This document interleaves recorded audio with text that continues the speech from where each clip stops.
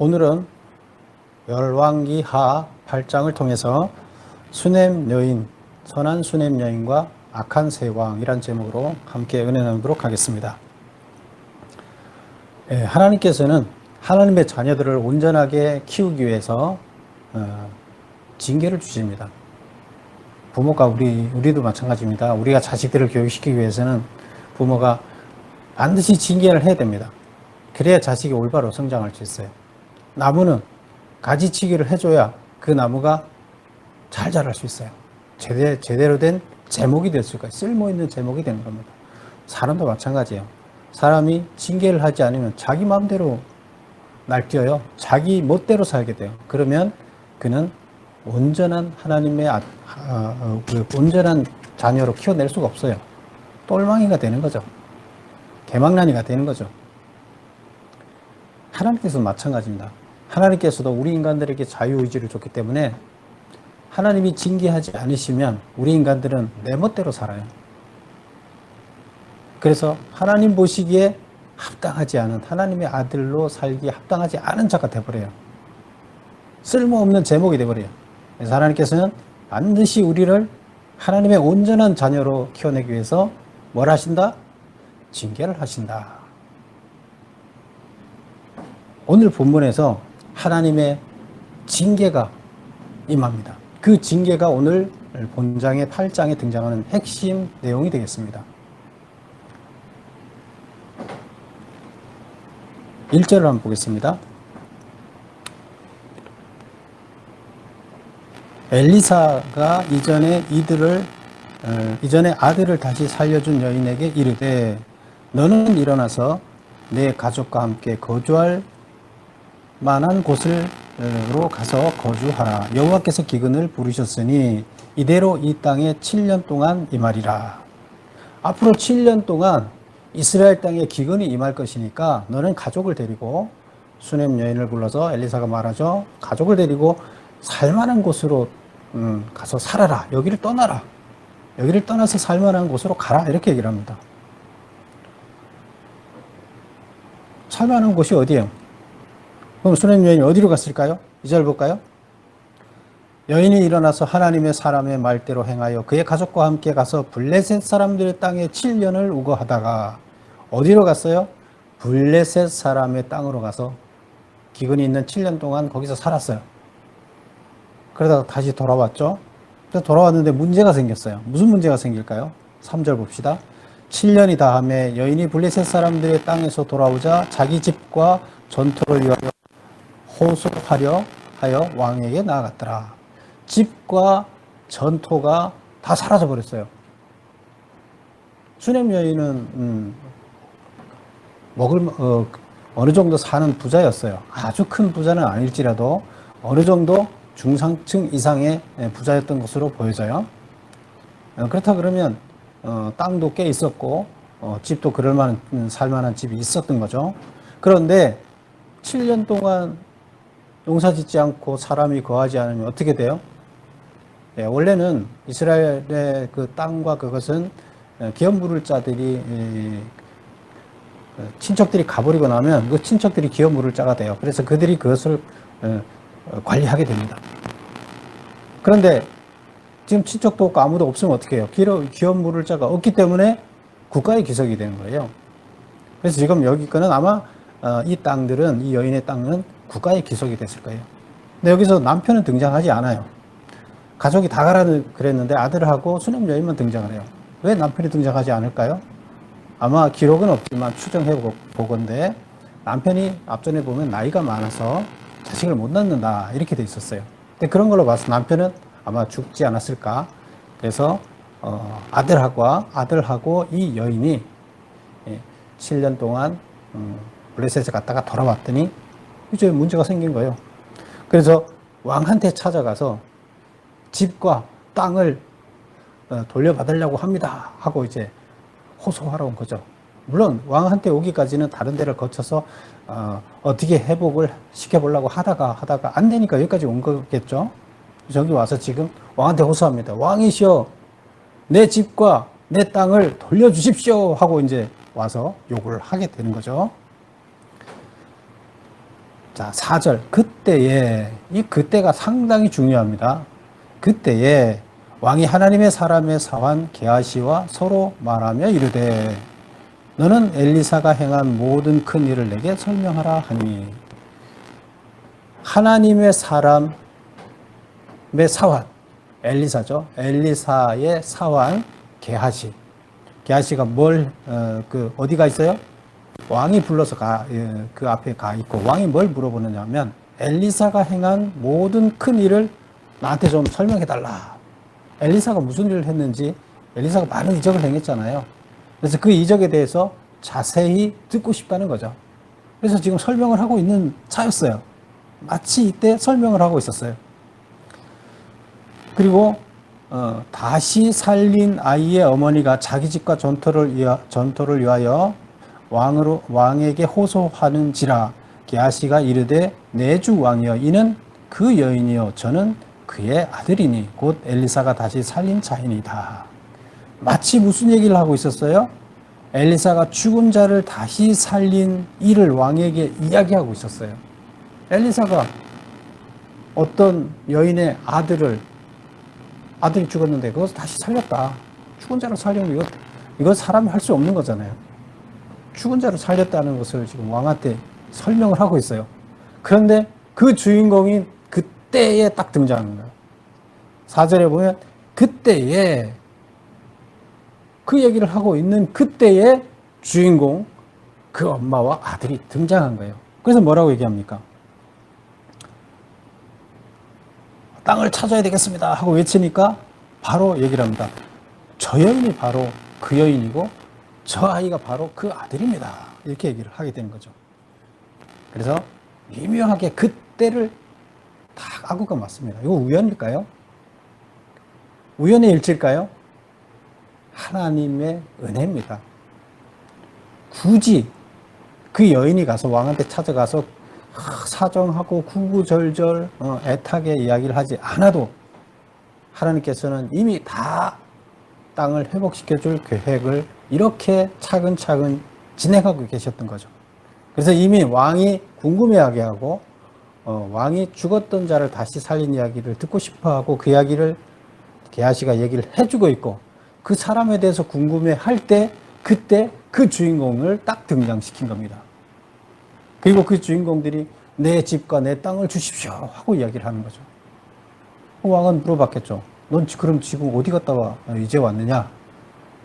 여차여차해서 기근이 올 거니까 피해 있으라 그래서 피해 갔다고 왔습니다 하고 얘기를 했겠죠. 그랬더니 왕이 물음에 그 여인이 다시 살아난 이야기를 자세히 했다. 그리고 왕이 그를 위하여 한 관리를 임명하여 이르되 이 여인에게 속한 모든 것과 이 땅에서 떠날 때부터 이제까지 그의 밭의 소출을 다 돌려주라. 원래 이 여인의 그 재산, 집 다 돌려주고 떠날 때부터 지금까지 나왔던 소출을 다 이 여인한테 갖다 주라는 거예요. 농사 하나도 안 지었어요, 자기는. 그런데 농사 지은 거 다 주잖아요. 관리 안 했어요. 근데 이미 정부에서 관리를 다 했다가 다시 돌려주잖아요. 자기가 와서 일일이 왜 내가 지금 설명을 안 해도 게하시를 통해서 궁금증을 통해서 설명을 다 돼 있었어요. 이 여인은 하나님이 엄청나게 사랑하시는 거죠. 수넴 여인은 엄청나게 사랑하시는 거예요. 수넴 여인이 뭘 그렇게 잘해서 이렇게 엄청나게 사랑하실까요? 수넴 여인이 뭘 그렇게 잘했죠? 네, 하나님의 사람, 선지자, 엘리사, 그들이 거할 처소, 사역 활동을 하다가 지쳐서 어디 들려서 머물러야 되는데 머물 처소를 제공해주고, 그 다음에 항상 지나다가 또 먹을 것이 없을 때 먹을 수 있게끔 항상 여기 들려서 식사를 하고 가십시오 해서 식사를 제공하고 이런 배려를 했던 겁니다. 하나님께서는 곧 엘리사가 하는 일을 그들이 도왔다는 것은 엘리사가 하는 일을 그들이 같이 동참했다는 게 되는 거예요. 그들이 할 수 있는 달란트를 가지고 하나님의 일을 도왔다는 거죠. 하나님은 무척 기뻐하신 겁니다. 그래서 이토록 하나님께서는 때에 따라서 필요한 것을 채워주시는 하나님이시다. 수냄 여인을 축복해, 언제, 뭐가 필요한지 때에 맞춰서 축복해 주시는 모습을 우리는 볼 수가 있습니다. 그러면 하나님께서는 왜 이 엘리사를 통해서 수냄 여인을 떠나라 그랬을까요? 다른 사람들은 그냥 다 여기 이 나라에 그냥 남아 있어요. 근데 수냄 여인만 지금 떠나라는 거예요. 왜 수냄 여인만 떠나라 그랬어요? 기근이 오면 다 떠나든가 해야 될 거 아니에요. 수냄 여인은 왜 여기 있어야 돼요? 그럼 기근은 뭘까요? 기근은 하나님이 내린 재앙이에요. 어떤 재앙? 이스라엘 백성들이 하나님을 온전하게 믿지 않기 때문에, 하나님을 온전히 참 신으로 받아들이지 않고 있기 때문에, 우상을 섬기고 있기 때문에 이스라엘 백성들이 돌아서게 하기 위해서 하나님께서는 7년 대기근 재앙을 내린 겁니다. 이게 징계입니다. 기근은 하나님이 내린 징계예요. 정신 차리게 하기 위해서. 근데 그러면 이 여인은 그 징계를 왜 피하게 해요? 이스라엘 백성 아니에요?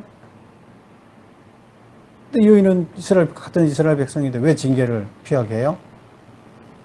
이 여인은 혼나지 않아도 될 만큼 충분히 이미 하나님 말씀대로 살고 있다는 거예요. 하나님을 참 신으로 받아들이고 참 신으로 섬기고 있어요. 그를 징계할 필요가 없어요. 정신 차리게 할 필요가 없어요. 이미 다 교육이 돼 있어요. 뭘 더 징계를 해요? 축복만 하면 되죠. 그대로 살면 돼요. 쭉 그대로 살면 돼요. 거기다가 뭘 징계를 해요? 이게 바로 하나님이 수냄 여인을 기뻐하시고 축복해주는 장면이 되겠습니다. 그래서 기근, 징계로부터 피하게. 너는 징계받을 필요가 없어. 좀 피해 있다가 다시 와. 내가 다 그동안 너 재산 내가 알아서 다 관리해 줄게. 돌아왔어? 때 맞춰서 내가 다시 돌려주고 거기에 지금까지 농사 너가 짓지 않았지만 지었던 것처럼 다 돌려줄게. 큰 축복이죠. 여러분도 바로 하나님께서 기뻐하시는 자가 되어서 이와 같은 축복을 받으시기 바랍니다. 자, 그리고 이제 그 다음에 등장하는 사람, 이제 8장에서 앞부분에 선한 사람이 등장하고, 그러면 이건 징계를부터 피한 사람들이죠. 다음에는 악한 왕 세 사람한테는 어떤 이야기가 나올까요? 징계가 임하는 이야기가 나옵니다. 그들에게 어떤 징계가 임할까요? 그들이 가장 두려워하는 게 뭘까요? 그들에게 가장 두려워하는 징계들을 내리게 됩니다. 백성들이 가장 두려워하는 징계는 뭐예요? 기근이 와서 농사를 못 지어서 먹고 살지 못하는 거예요. 그래서 백성들한테는 기근의 징계가 내려졌어요. 그런데 지금 이제 등장하는 왕들한테 가장 두려워하는 것이 뭘까요? 그 왕들이 가장 두려워하는 일들이 그들한테 징계로 주어집니다. 자, 그러면 첫 번째 왕을 보겠습니다. 첫 번째 왕은 누구냐? 벤하닷입니다. 벤하닷은 어느 나라 왕이에요? 아람의 왕이죠. 그래서 이스라엘의 왕이 아니라, 남북 이스라엘의 왕이 아니라 벤하닷은 아람, 이스라엘 북쪽에 있는 이방 나라 아람의 왕입니다. 그래서 7절부터 15절까지 벤하닷 왕에 대한 이야기가, 징계가 내려지는 이야기가 나옵니다. 자, 그러면 1절을 한번 보겠습니다. 엘리사가 다메섹에 갔을 때에 아람 왕 벤하닷이 병들었더니 왕에게 들리기를 이르되 하나님의 사람이 여기 이르렀나이다 하니, 왕이 하사엘에게 이르되 너는 손에 예물을 가지고 가서 하나님의 사람을 맞이하고 내가 이 병에서 살아나겠는지 그를 통하여 여호와께 물으라. 엘리사가 지금 다메섹에 갔어요. 다메섹은 어느 나라 땅이에요? 네, 아람의 수도예요. 다메섹은. 그래서 아람의 수도 다메섹 땅으로 엘리사가 갔어요. 엘리사는 왜 거기를 갔어요? 이방 나라에 왜 갔어요? 엘리사는 어느 나라 선지자예요? 이스라엘 선지자잖아요. 북이스라엘의 선지자예요. 근데 이방 나라, 거기 우상을 섬기는 나라, 거기에 왜 갔어요? 기름 부으러 갔어요. 누구를? 좀 이따 등장하는 하사엘이라는 아람 왕 베나닷의 부하 하사엘이라는 사람에게 기름을 부으러 갔어요. 기름을 부은데 뭐 하기 위해서요? 왕을 세우기 위해서. 베나닷 부하가 왕이 되게 하고, 그러면 베나닷은 어떻게 돼요? 부하에 의해서 살해됩니다. 그 하나님이 부하한테 부하를 통해서 무슨 일을 일으키는 거예요? 왕을 자리에서 밀려나게 하고 왕을 죽입니다. 왕을 죽이고 왕 자리에서 쫓겨나게 하고 그 가정을 망하게 만듭니다. 그 집안을 망하게 만들어요. 이게 뭐예요? 하나님의 징계예요. 그래서 지금 엘리사가 기름 부으러 갔어요. 갔는데 그 나라 왕이 이제 앓고 있어요. 앓고 있으면서 자기가 병들어서 앓고 있으니까 이게 내가 병으로부터 나을 건지 아니면 죽을 건지 지금 잘 모르겠어요. 그러니까 자기가 믿는 신복 부한 하사엘한테 예물을 많이 싸갖고 와라. 그래서 예물을 낙타 40마리에다 잔뜩 싣고 갑니다. 막 낙타는 뭐예요? 트럭이에요. 오늘날로 얘기하면 트럭 40대에다가 예물을 그 특산물을 잔뜩 싣고 이제 엘리사를 찾아갑니다. 그리고는 내가 살지 죽을지 물어봐라. 가서 물어보러 갔습니다.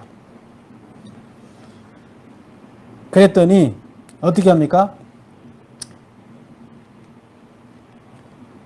10절 보겠습니다. 엘리사가 이르되 너는 가서 그에게 말하기를 왕이 반드시 나으리라 하라. 그러나 여호와께서 그가 반드시 죽으리라고 내게 알게 하셨느니라. 그래서 하사엘에게 얘기를 하는데 무슨 얘기를 하는 거예요? 베나닷 왕이 병으로부터 나을 것이다. 반드시 나을 것이다. 그리고 반드시 죽을 것이다. 병으로부터 낫지만 또 죽을 것이다. 이렇게 전하라고 얘기를 합니다. 그랬더니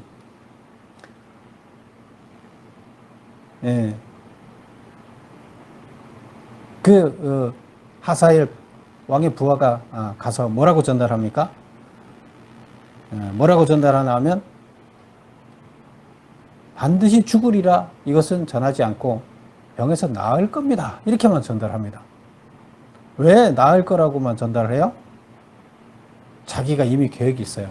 이 왕이 지금 병들어 있는데 힘도 못 쓰고 있어요. 그러니까 자기가 신복으로서 자기한테 다 맡겨놨으니까 보니까 자기가 왕만 죽이면 자기 손아귀에 다 있어요. 자기가 왕이 될 수 있을 것 같아요. 그래서 왕이 믿고 하사엘에게 다 맡겨놨는데 하사엘은 지금 모든 왕을 대신해서 자기가 지금 통치 행위를 거의 하다시피 하고 있어요. 그래서 왕 죽이면 이제 자기가 다 통치자가 되는 거죠. 그래서 죽일 계획을 다 언제 죽일까 하고 제가 차야차 계획을 지금 잡고 있는 차예요. 그런데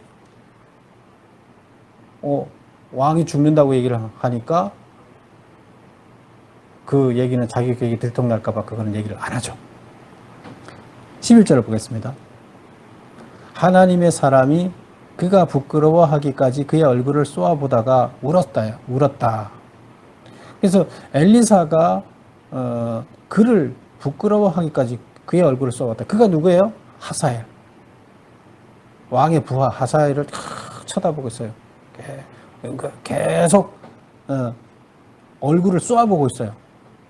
그러니까 하사엘이 부끄러워할 정도로 계속 쏘아보고 있어요. 그랬더니 갑자기 울어요.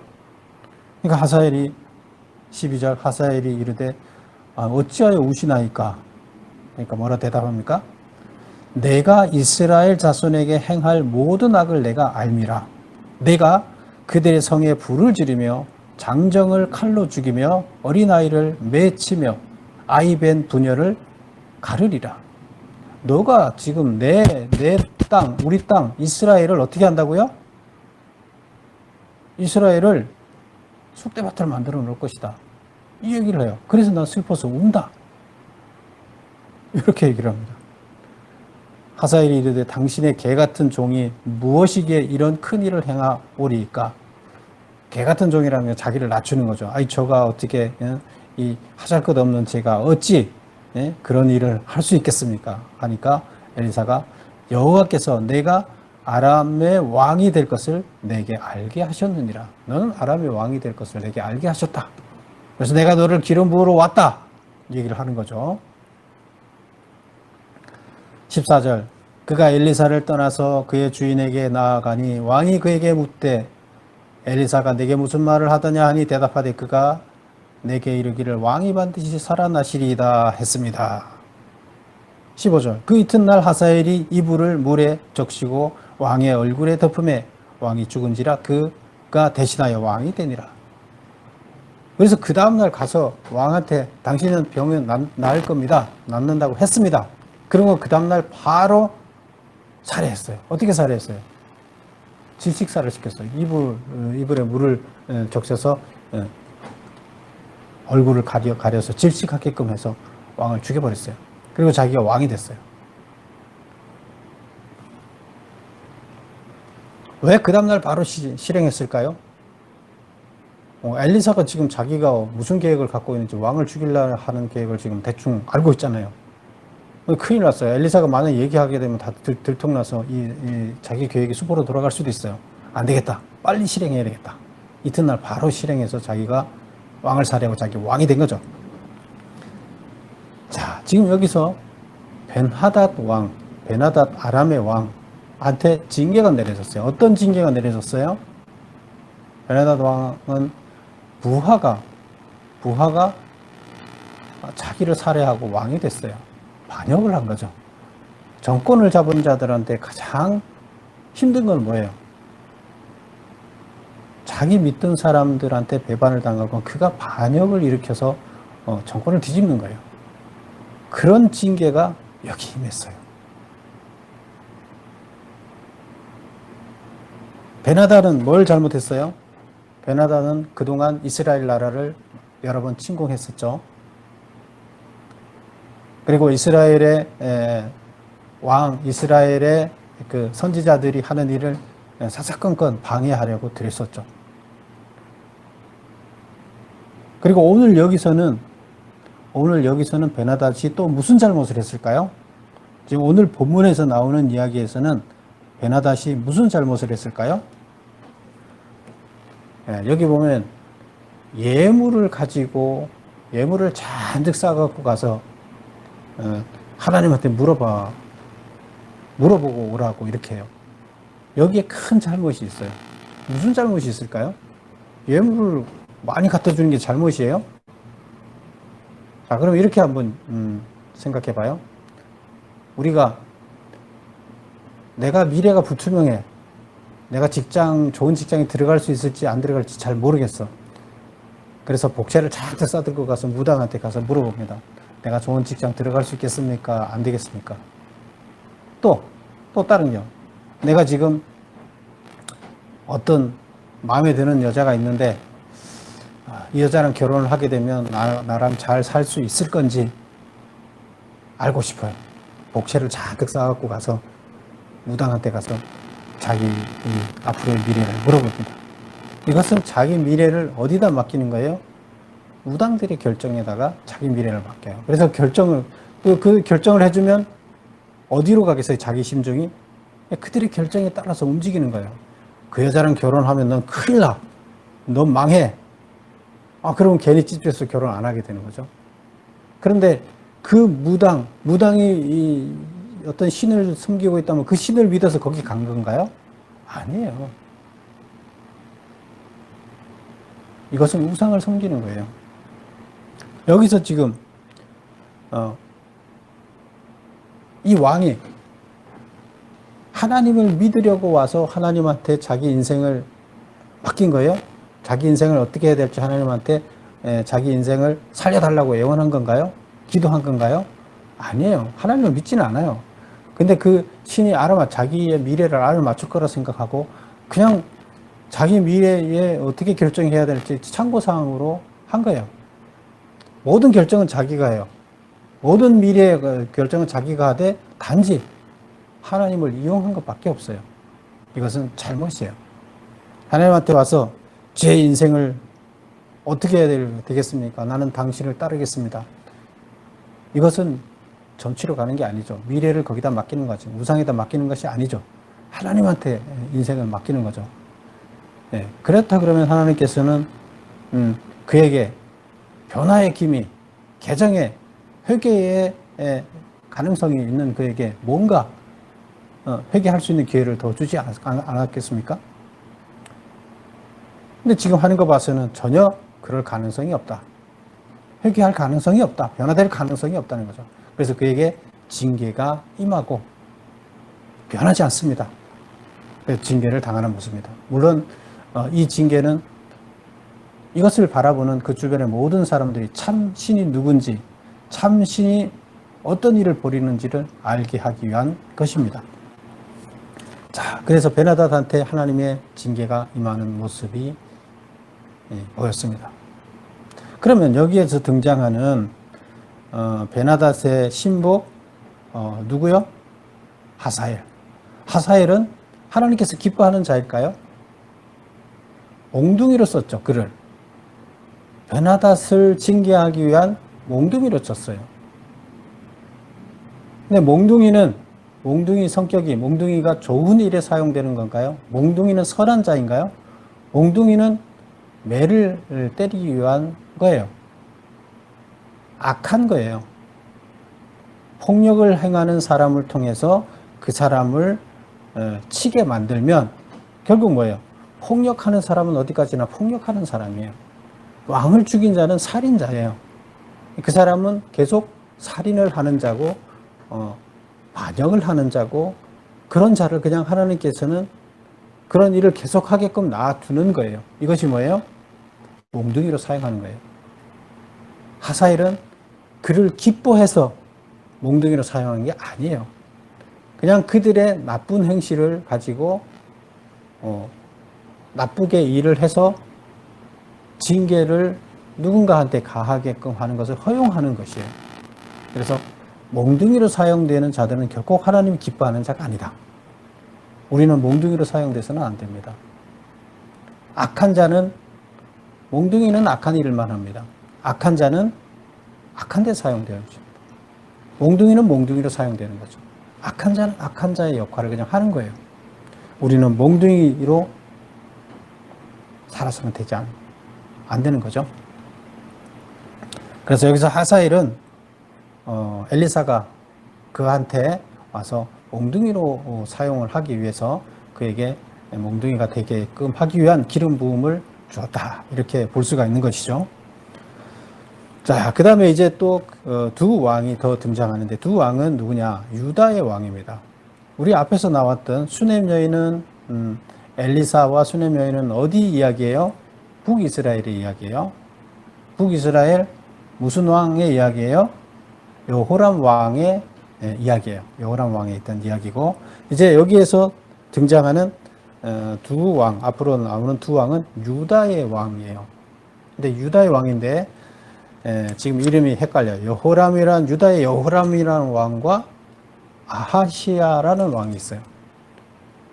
북이스라엘에도 북이스라엘의 왕을 우리가 살펴봤죠. 북이스라엘의 오므리 왕조의 아합 왕의 아들이 누구예요?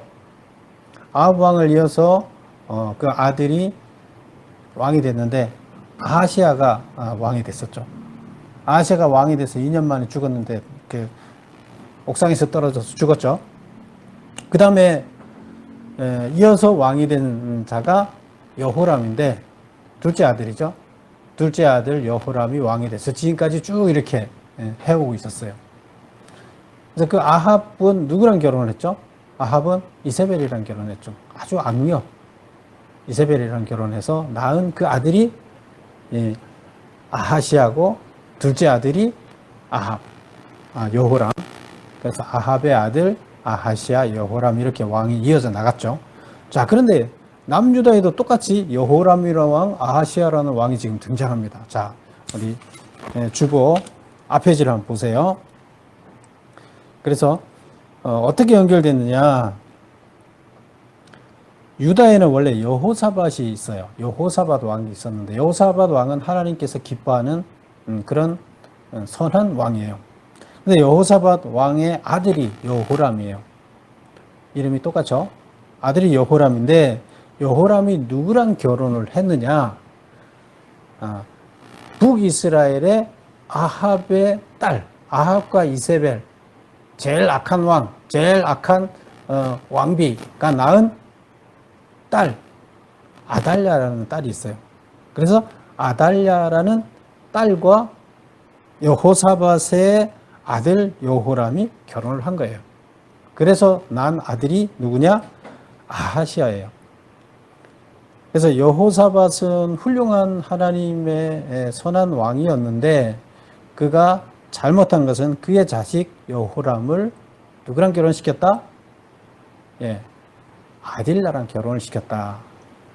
그래서 이세벨이 아합이랑 결혼을 하면서 이세벨은 그 두로의 왕 엣바알이라는 그 아버지 두로의 바알 신을 섬기는 제사장이었고 그 제사장이 칼로 정권을 자기가 차지한 제사장이면서 정권까지 차지한 아주 욕심 많은 이런 제사장이면서 왕이었죠. 근데 그의 딸 이세벨은 그 아버지보다 더해요. 이방신을 섬기는 데도 더 철저하고. 그런데 그 이세벨과 아합이 결혼을 한 거예요. 그리고 난 자녀가 아하시아 요람이었고 그 다음에 아달라라는 딸이 낳았는데 그 아달라는 그 딸은 엄마보다 더하면 더하지 못하지 않아요. 엄마가 우상을 섬기면서 그 난리를 떨고 나라를 다 뒤집어 놓듯이 이 지금 북이스라엘에서 유다에 결혼을 온 이 아달라가 또 그 유다에 와서 여호람이랑 결혼해서 어떻게 합니까? 남유다를 다 뒤집어 놔서 유다를 또 우상의 나라로 만들어 버립니다. 그래서 여호사밧의 아들 아달랴와 결혼한 여호람 왕이 등장하고 그 다음에 여호람이 죽고 나면 그 다음에 그 아들 아하시아가 왕이 되는 거죠. 이때 아딜랴는 자기 남편 여호람이 왕이 됐을 때도 자기가 그 정치를 장악해 있었어요. 근데 그 아들 아하시아가 왕이 됐을 때도 자기가 정권을 장악하다시피 나라를 우지자지하고 있었어요. 그래서 이세벨이랑 똑같은 거죠. 북이스라엘은 이세벨이 다 망가뜨려 놨고 남유다는 이세벨의 딸 아딜라가 거기에 또 시집가서 다 망가뜨려 놓은 거죠. 자, 그러면 다시 본문으로 돌아와 보겠습니다. 제가 메모 나눠드린 거 주보의 7번을 보겠습니다. 유다왕 여호람이 누구인가? 그가 행한 악은 무엇인가? 그 결과 어떤 징계를 받게 되었는가? 여호사밧의 아들로 유다의 왕이 되어 8년간 통치를 했다. 그래서 여호사밧은 선한 왕이었지만 그 자식을 이세벨이 낳은 아딜라와 결혼을 하게 한 것은 잘못됐다. 그래서 결국 유다를 우상의 소굴로 만드는 이런 계기가 됐다. 그런 겁니다.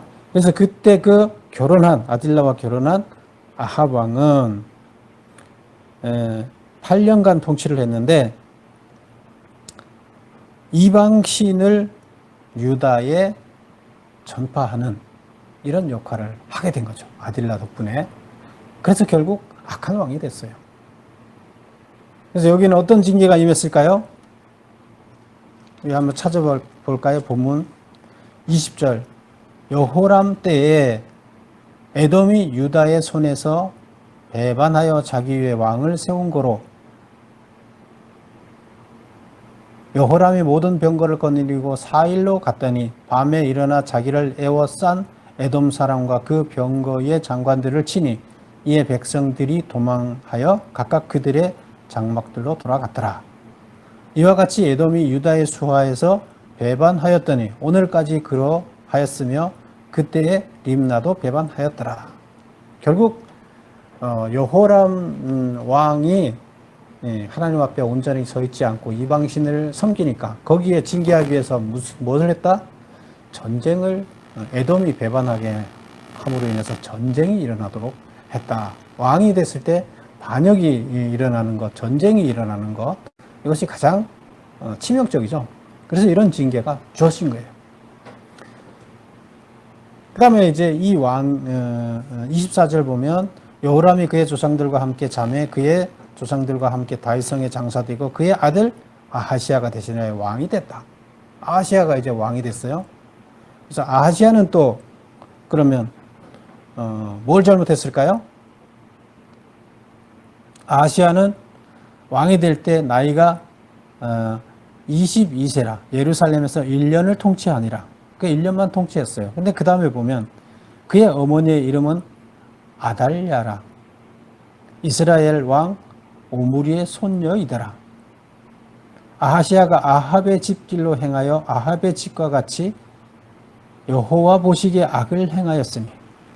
그래서 지금 여기 보면 아딜라라는 이름이 나오고 또 아합 북이스라엘의 왕에서 가장 악한 이방신을 섬겨서 가장 악한 왕으로 소문난 아합 왕의 길을 갔다. 이렇게 지금 얘기를 하고 있어요. 그래서 악한 왕으로 살았다. 그래서 어떤 징계가 임했다? 28절.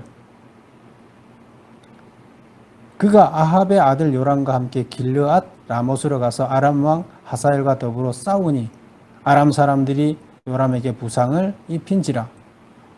요람 왕이 아람 왕 하사엘과 싸울 때에 라마에서 아람 사람에게 당한 부상을 치료하려 하여 이스라엘로 돌아왔더라. 유다의 왕 여호람의 아들 아하시아가 아합의 아들 여호람을 보기 위하여 내려갔으니 이는 그에게 병이 생겼습니다. 그래서 지금 북이스라엘의 왕과 여호람의 왕, 여기서는 호자를 빼고 지금 남쪽의 여호람과 구분하기 위해서 북쪽의 왕을 그냥 여호람에서 호를 빼고 요람 이렇게 이제 표현을 하고 있죠.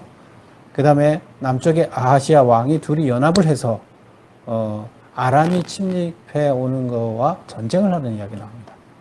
그래서 북이스라엘로부터 이방신이 유입돼서 악하게 됐잖아요. 그래서 북이스라엘과 연대해서 또 전쟁을 해야 되는 그런 이야기가 여기 나옵니다. 그래서 북이스라엘 전쟁이지만 자기네 전쟁이나 같은 집안이 됐으니까 똑같아요. 그래서 결국 전쟁을 맞이하는 이야기. 그래서 앞에 왕은 베나닷 왕은 반역의 징계. 그 다음에 지금 여호람 왕과 아하시아 유다의 두 왕은 전쟁의 징계가 주어지게 됩니다. 하나님께서는 왜 징계를 주신다고요? 이들의 징계를 통해서 그들이 회복되어지기를 바랍니다. 근데 이들은 정신 차리고 돌아왔어요? 하나님을 섬기는 길로 다시 돌아왔습니까? 안 돌아왔습니다. 그리고 계속 어디로 가요? 계속 점점 더 악의 소굴로 계속 빠져들어가고 있어요. 보세요. 처음에는 북이스라엘만 이세벨을 통해서 우상신이 많이 들어왔는데 이제는 남유다까지도 똑같아졌잖아요. 점점 더 하나님의 나라가 확장되는 것이 아니라 이방 우상신들의 나라가 확장되고 하나님의 나라는 사라져버리고 있어요. 그럼 어떻게 돼요? 계약의 당사자들은 어디로 가야 돼요?